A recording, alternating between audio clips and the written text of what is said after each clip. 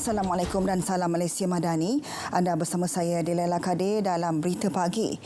Kementerian Kesihatan mengesahkan 2 kes positif jangkitan cacar monyet Mpox. Kenyataan Ketua Pengarah Kesihatan Datuk Dr. Muhammad Razi Abu Hassan menyebut kes disahkan pada 26 Julai lepas melibatkan seorang warga asing. Manakala kes kedua, individu tempatan yang merupakan kontak kepada kes Mpox pertama serta disahkan positif pada 29 Julai lepas. Semua pengembara yang tiba dari negara-negara melaporkan Mpox dinasihat memantau status kesihatan kendiri setiap hari termasuk gejala jangkitan Mpox bagi tempoh 21 hari dari tarikh ketibaan di Malaysia. Semua pengamal perubatan juga disaran peka terhadap individu dengan gejala lepuh yang datang mendapatkan rawatan terutamanya dalam kalangan kumpulan berisiko tinggi. Pada masa ini terdapat 10 makmal menyediakan perkhidmatan ujian pengesanan Mpox. Kes disyaki Mpox hendaklah dinotifikasi ke pejabat kesihatan berhampiran melalui sistem e-notifikasi agar siasatan lanjut serta langkah kawalan dapat dijalankan oleh pejabat kesihatan daerah. Kerajaan belum buat sebarang keputusan berhubung langkah untuk menaikkan harga beras berikutan tindakan negara pengeksport yang menghentikan penghantaran bahan makanan itu. Bagaimanapun, Kementerian Perdagangan Dalam Negeri dan Kos Sara Hidup KPDN akan meneliti secara dekat setiap isu yang berkaitan dengan sumber bekalan bahan makanan dari luar negara termasuk beras import. Pemangku Menteri Datuk Armizan Muhammad Ali berkata penelitian itu dibuat sepanjang masa supaya tindakan sewajarnya dapat diambil bagi memastikan kestabilan harga bahan makanan terbabit di negara ini. Beliau diminta mengulas kebimbangan berlaku kenaikan harga beras berikutan tindakan negara pengeksport khususnya India menghentikan ekspor beras putih baru-baru ini. Beliau juga menyarankan untuk jangka masa panjang pesawah di seluruh negara meningkatkan produktiviti penanaman padi. Dalam pada itu, Kerajaan Sabah dan Sarawak turut diminta memulakan penanaman bahan makanan penting termasuk tebu selain meningkatkan penanaman padi. Pandangan kerajaan negeri supaya ada mapping dibuat untuk mengetahui tebu sesuai tanam di mana, avokado sesuai tanam di mana, dan saya serah kepada kerajaan negeri.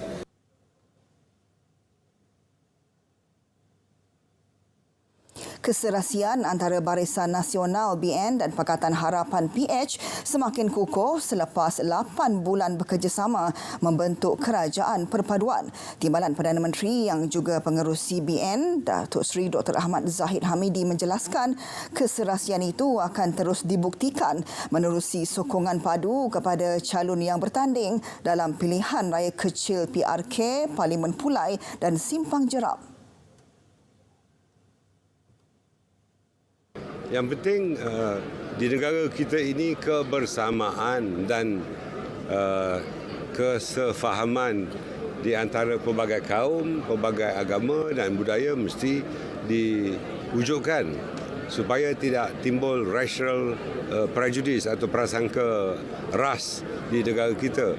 Dan ini penting, yang kita mahu bentuk ialah sebuah negara Malaysia Madani dengan kepelbagian kaum tanpa kita meninggalkan pun keindukan bangsa di negara ini. Beliau optimis jentera BN akan terus bekerja keras demi kemenangan calon daripada kerajaan perpaduan. Datuk Seri Dr. Ahmad Zahid dijangka hadir memberi sokongan kepada calon PH bagi Parlimen Pulai Suhaizan Kayat pada proses penamaan calon di Dewan Jubli Intan Sultan Ibrahim, Johor Bahru.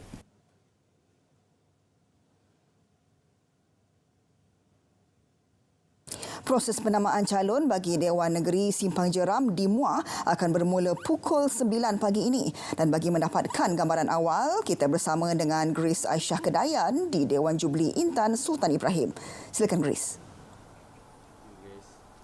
Baik, terima kasih Delaila. Okey, baik, pada pagi ini saya berada di Pusat Penamaan Calon Dewan Jubli Intan Sultan Ibrahim dan saya sudah pun berada di sini seawal 6.30 pagi tadi dan sepanjang perjalanan kami menuju ke sini keadaan aliran trafik masih lagi berjalan dengan lancar dan mungkin ada untuk makluman untuk penduduk Muar sempena proses penamaan calon PRK N13 Simpang Jeram pagi ini Jalan Arab bermula Bulatan Sulaiman hingga ke Bulatan Bakri akan ditutup sementara dari pukul 7 pagi tadi hingga 11 pagi ini. Mohon pengguna jalan raya merancang perjalanan dan menggunakan laluan alternatif jalan lain.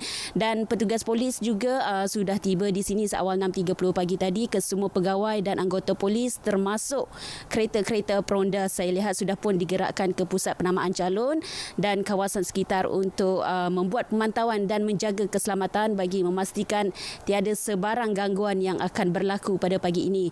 Sebelum gelanggang PRK di Dewan Negeri Simpang Jeram ini bermula sekejap lagi, ada peraturan yang perlu dipatuhi semua calon dan juga penyokong parti. Suruhanjaya Pilihan Raya SPR mengingatkan kepada orang ramai serta penyokong parti politik dilarang untuk menunggu ataupun berada dalam kawasan dalam keadaan jarak 50 meter dari sempadan pusat penamaan calon. Setiap bakal calon yang hanya bakal calon sahaja dibenarkan diiringi seorang pencadang dan seorang penyokong untuk memasuki pusat penamaan calon. SPR mengingatkan agar kertas penamaan calon hendaklah diserahkan kepada pegawai pengurus dari 9 pagi hingga ke 10 pagi nanti. Penting buat semua calon yang sudah membayar deposit pilihan raya juga, mereka perlu membawa resit pembayaran hari ini sebagai bukti pembayaran. Teka-teki calon yang akan sah bertanding akan terjawab pada hari ini. Ikuti perkembangan lanjut dari masa ke semasa yang sahih di Berita RTM. Kita kembali ke Angkasa Puri bersama Delaila. Baik, terima kasih Grace. Sementara itu, seramai 2,677 petugas Suruhanjaya Pilihan Raya SPR bersedia untuk memulakan proses penamaan calon di P161 Pulai. Laporan lanjut kita bersama wartawan Erwin Zaid di Dewan Jubli Intan, Johor Bahru. Silakan Erwin. Baiklah, terima kasih. Saya kini berada di Dewan Jubli Intan, Johor Bahru, Johor bagi membawakan perkembangan terkini hari penamaan calon bagi P161 Pulai. Dan ketika ini pusat penamaan calon masih lagi belum dibuka kerana ia akan dibuka lagi 2 jam bermula pukul 9 pagi hingga 10 pagi. Dan berkenaan dengan suasana di sini, pada pagi ini jalan utama di sini iaitu Jalan Air Molek telah pun ditutup oleh pihak berkuasa bagi melancarkan proses hari penamaan. Dan juga jalan ditutup ialah jalan di belakang Dewan Jubli Intan ini. Dan buat masa ini tiada kelibat mana-mana penyokong parti buat masa ini di sekitar kawasan Dewan Jubli Intan ini. Namun ratusan anggota dan pegawai polis di Raja Malaysia telah siap sedia di sini bagi memastikan proses penamaan calon berjalan lancar. Dan berkenaan dengan calon, berdasarkan maklumat awal yang diterima, PH akan diwakili Suhaizan Kayat daripada Amanah, manakala PN akan diwakili Zulkifli Jaafar daripada Bersatu. Dan difahamkan sebanyak 4 borang pencalonan telah terjual dengan kesemua pihak telah membayar deposit. Dan saya kira itu saja buat masa ini. Laporan saya dari P161 Pulai. Saya akan terus berada di sini bagi memberikan perkembangan semasa yang sahih di RTM. Baik, terima kasih Erwin. Institusi masjid bukan medan untuk berkempen bagi mana-mana parti politik. Ketua Menteri Melaka, Datuk Seri Abdul Rauf Yusof menegaskan kerajaan negeri akan memantau segala aktiviti yang dijalankan di masjid dan surau seluruh negeri. Jadi kita memang tak benarkan masjid digunakan untuk mana-mana parti untuk berkempen ataupun menggunakan platform itu untuk platform politik. Ianya adalah kemudian untuk digunakan merapatkan silaturahim supaya pemikiran rakyat tidak dipecah belahkan dengan ideologi politik yang berbeza. Jadi kita akan memantau setiap pergerakan masjid dan kita tak akan mengizinkan mana-mana pendakwah yang berlatar belakangkan parti politik. Beliau ditemui selepas menghadiri majlis perasmian Masjid Al-Muttaqin di Kampung Tedong Melimau yang disempurnakan oleh Yang di-Pertua Negeri Tun Muhammad Ali Muhammad Rustam. Sebarang aktiviti menerbangkan drone tidak dibenarkan sepanjang acara sambutan Hari Kebangsaan berlangsung di Dataran Putrajaya pada 31 Ogos ini. Turut tidak dibenarkan pemasangan kain rentang, gegantung dan pelekat berunsur sensitif dan provokasi. Pertunjukan bunga api pula hanya dibenarkan di 2 lokasi yang ditetapkan penganjur melibatkan KLCC dan Dataran Merdeka. Tiada apa-apa drone diterbangkan dan pihak polis melalui PGU akan menurunkan apa-apa saja drone yang diterbangkan yang tidak mendapat kelulusan pihak. Sama juga di Dataran Merdeka dan di lain-lain tempat di mana perayaan ambang ini dibuat, kita tidak benarkan drone diterbangkan.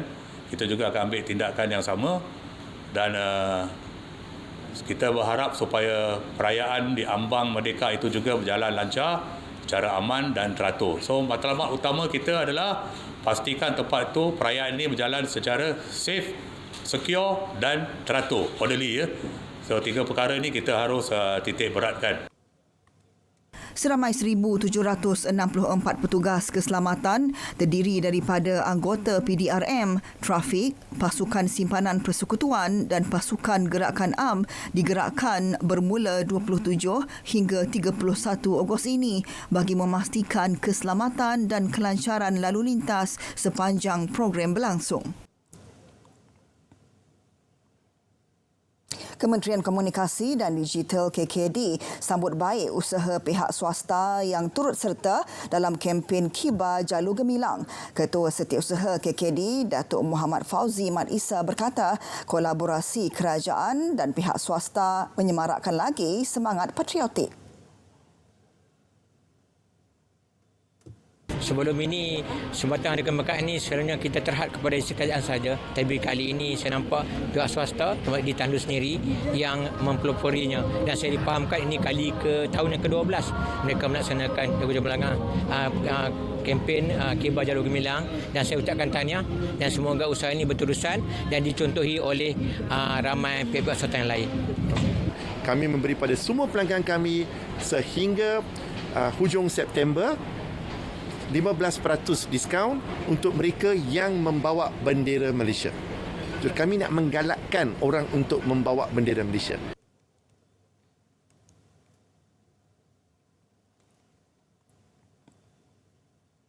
Pensyarah Universiti Pengurusan dan Teknologi Tunku Abdul Rahman (TAR UMT) di Pahang menjadi wanita orang asli pertama di negara ini menerima geran Anugerah Merdeka untuk penempatan antarabangsa. Masni Mat Dong, salah seorang daripada penerima anugerah tersebut daripada Sultan Perak dan Penaung Diraja Amanah Anugerah Merdeka Sultan Nazrin Shah di Ibu Negara pada Jumaat. So daripada actually shortlisted tu pun Masni dah tak percaya Masni dapat, tapi akhirnya dengan semua apa yang Masni buat akhirnya dapatlah juga. So Masni berharap sangat dengan attachment ni, dengan international attachment ni akan dapat membantu masyarakat orang asli yang lebih memerlukan pertolongan kita. Pertama kali diperkenalkan pada 2012, Geran Anugerah Merdeka untuk penempatan antarabangsa bertujuan memupuk belia Malaysia dan membantu mereka dalam perjalanan mencapai kecermelangan mereka dengan membiayai penempatan penerima ke institusi atau organisasi antarabangsa dalam disiplin terpilih. Selain Masni, penerima lain Syazah Suraya Sauli bagi kategori pendidikan dan masyarakat dari Universiti Teknologi Malaysia, Dr. Eng Chuk Chuan, Fellow Pasca Doktoral dari Universiti Teknologi Nanyang serta pegawai penyelidik Amazia Siza Moria Jumail bagi kategori alam sekitar dan pembantu profesor di Xiamen University Malaysia, Dr. Kong Zin Ying, kategori kesihatan, sains dan teknologi.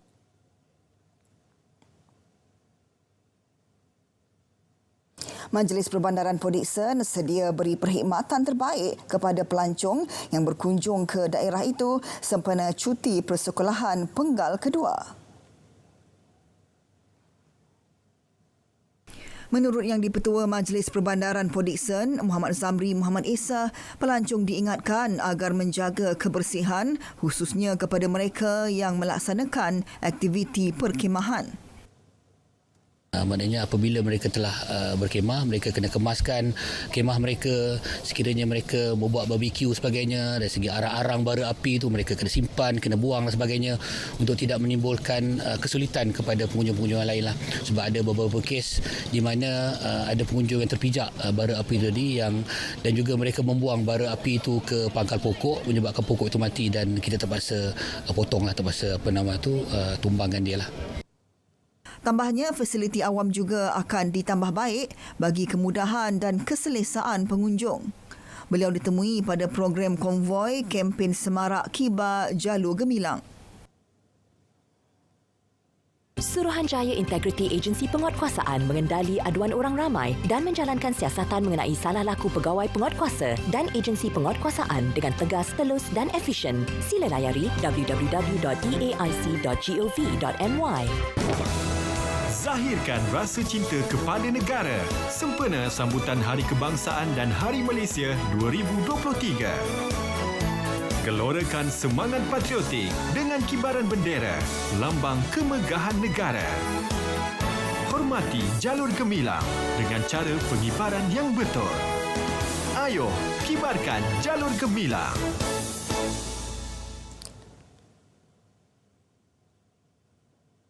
Bersua kembali, budaya inovasi hanya boleh dibentuk sekiranya semakin banyak syarikat baharu dapat dilahirkan. Menurut Menteri Ekonomi Rafizi Ramli, mana-mana ekonomi yang mahukan pertumbuhan yang konsisten dan mampan memerlukan kader usahawan tempatan yang bersedia untuk berinovasi dengan kecanggihan teknologi. Of good young professionals who spend some time and then were confident enough to strike it on their own and added value and innovation to the industry as a whole. We want more to take risks to build their products, their teams. Beliau berkata demikian dalam ucapannya di Majlis Sambutan Merdeka Persatuan Industri Semikonduktor Malaysia MSIA 2023 di Ibu Negara. Menurut beliau lagi, dengan cara ini, ia juga dapat mencipta prospek yang lebih baik bagi industri semikonduktor, seterusnya menjadikan ekonomi lebih berdaya tahan.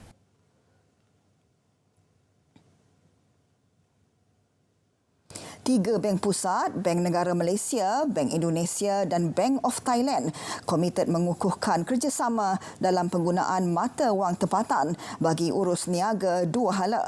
Kesepakatan dicapai menerusi perjanjian persefahaman dua hala mengenai rangka kerjasama bagi menggalakkan transaksi dua hala dalam mata wang tempatan.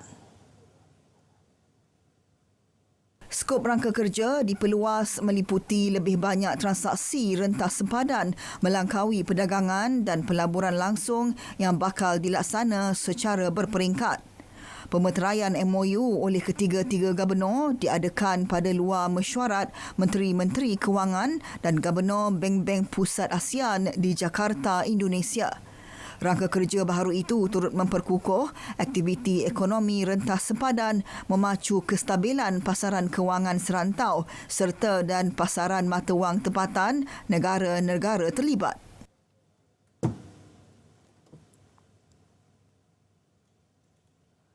Bidang perubatan kedoktoran surgery perlu bergerak seiring perkembangan maklumat dan teknologi kecerdasan buatan. Selaras ulang tahun Jubli Emas Kolej Pakar Bedah Akademi Perubatan Malaysia CSAMM, Presidennya Xiao Zeli yakin pakar bedah mampu berdepan cabaran bagi meningkatkan kemahiran mengurus pesakit. Antara yang diberi penekanan melibatkan proses pembedahan, cara penjagaan pesakit kritikal dan pembedahan pesakit tenat yang memerlukan rawatan segera. Perkongsian maklumat, kepakaran dan pengalaman dalam kalangan pakar bedah mampu beri impak besar dalam dunia perubatan. Ini termasuk meneruskan perkongsian maklumat dengan kolej dan pakar bedah dari luar negara bagi membangunkan penyelidikan berterusan yang memberi manfaat kepada negara. Sambutan 50 tahun CSAMM diraikan serentak dengan Kongres Saintifik Tahunan ASC. 600 peserta terdiri daripada pelajar dan kaki tangan Institut Latihan Perindustrian Labuan jayakan program Larian Merdeka.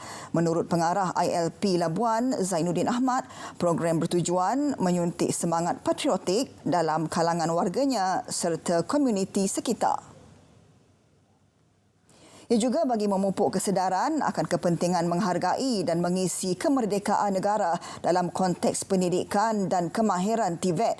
Sementara itu, Ketua Pegawai Eksekutif Perbadanan Labuan, Ridwan Muhammad Ismail berkata, generasi muda perlu bijak menggunakan teknologi dan media sosial untuk berkongsi kisah positif yang boleh meningkatkan perpaduan serta rasa cinta kepada negara. Ini selaras tema sambutan Hari Kebangsaan dan Hari Malaysia tahun ini, Malaysia Madani, tekad perpaduan penuhi harapan.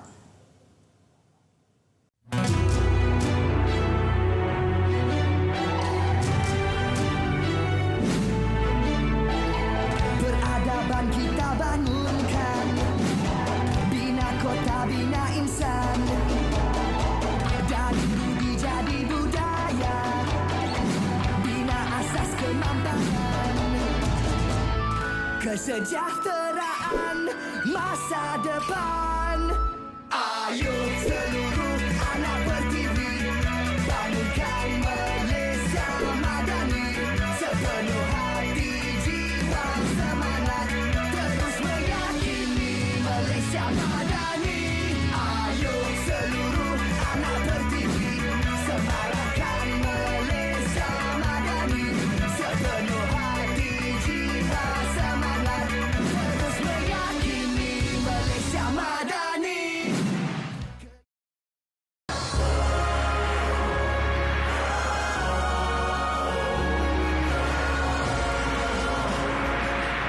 Siaran langsung Hari Kebangsaan 2023.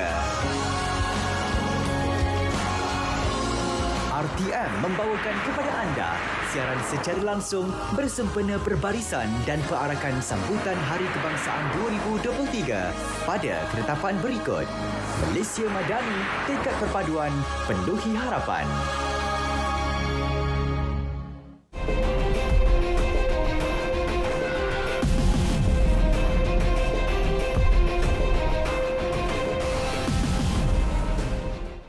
Baiklah, berita luar negara. Sampel air laut yang diambil setelah pelepasan air sisa terawat dari loji nuklear Fukushima, Jepun menunjukkan paras radioaktif masih dalam keadaan selamat. Ujian dan penelitian oleh TEPCO sejak Khamis petang sejurus pelepasan air sisa itu ke Lautan Pasifik mengesahkan bahawa nilai analisis itu bersamaan dengan yang sudah diperkirakan, iaitu di bawah paras 1,500 bekerel per liter.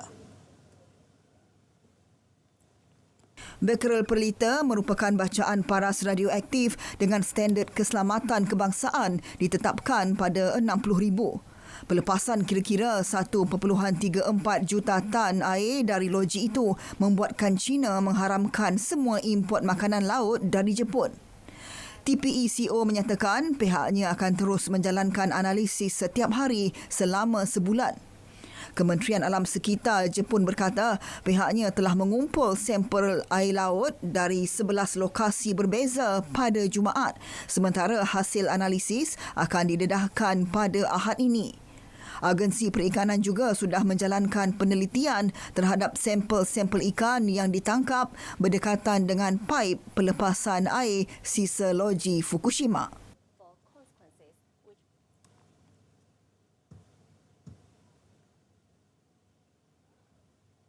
Hujan lebat tidak menghalang ribuan penduduk Islam Rohingya menyertai perhimpunan di kamp pelarian di selatan Bangladesh untuk menuntut keadilan terhadap kekerasan yang dilakukan tentera Myanmar ke atas mereka 6 tahun lalu. Pemimpin Rohingya Muhammad Jubair berkata usaha mendapatkan keadilan daripada masyarakat antarabangsa masih belum berhasil. Lebih 20,000 pelarian menyertai perhimpunan itu di kamp pelarian Kuta Palong di Bandar Cox's Bazar sempena ulang tahun ke-6 Hari Peringatan Genosid Rohingya. Perhimpunan Anjuran Solidariti Arakan Rohingya untuk Keamanan dan Hak Asasi Manusia itu diadakan di 34 kamp yang menempatkan lebih 1 juta penduduk Islam Rohingya yang melarikan diri daripada penindasan di Myanmar. Jubair menggesa masyarakat antarabangsa supaya menyepadukan usaha ke arah mencari penyelesaian menyeluruh terhadap krisis Rohingya dengan memberi lebih banyak tekanan yang berkesan ke atas Myanmar.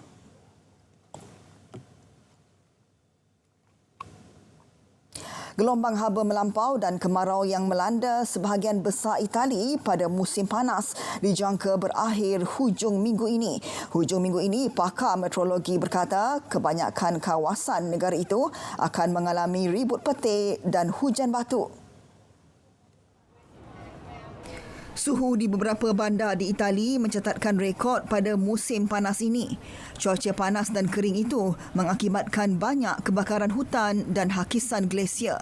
Keadaan itu juga telah menyebabkan petani Itali mengalami kerugian sekurang-kurangnya 6 bilion euro.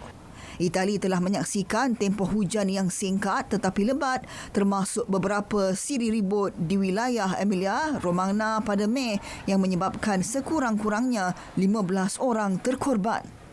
Sehingga hujung minggu, gelombang haba dijangka berterusan tanpa gangguan.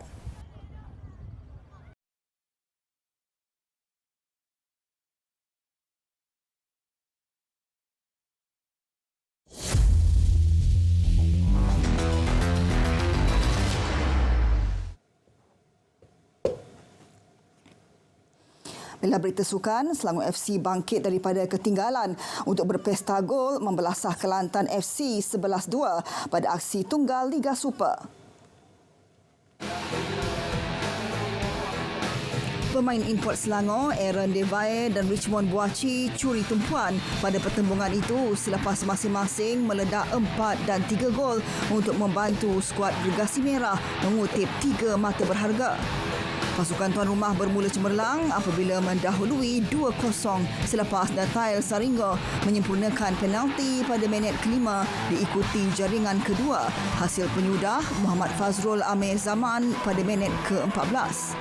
Selangor bangkit memperkemaskan permainan sebelum berjaya menyamakan kedudukan dalam tempoh singkat apabila Yohandri Orozco meledak gol pada minit ke-28 diikuti jaringan Syarul Nazim Zulfaqar 4 minit berselang. Aaron menyumbat 2 gol masing-masing pada minit ke-41 dan minit ke-44. Bersambung babak kedua, Selangor terus mendominasi dengan jaringan kelima menerusi Buachi pada minit ke-48 diikuti Muhammad Faizal pada minit ke-50 dan minit ke-53. Devae meraih hat-tricknya selepas meledak gol ke-8 Selangor pada minit ke-63 sebelum Buachi menyumbat gol pada minit ke-78 dan ke-86 sebelum Devae menjadikan 2-11 dengan jaringan pada minit ke-87. Selepas 22 perlawanan, Selangor mengumpul 49 mata dengan 16 kemenangan menduduki tempat kedua.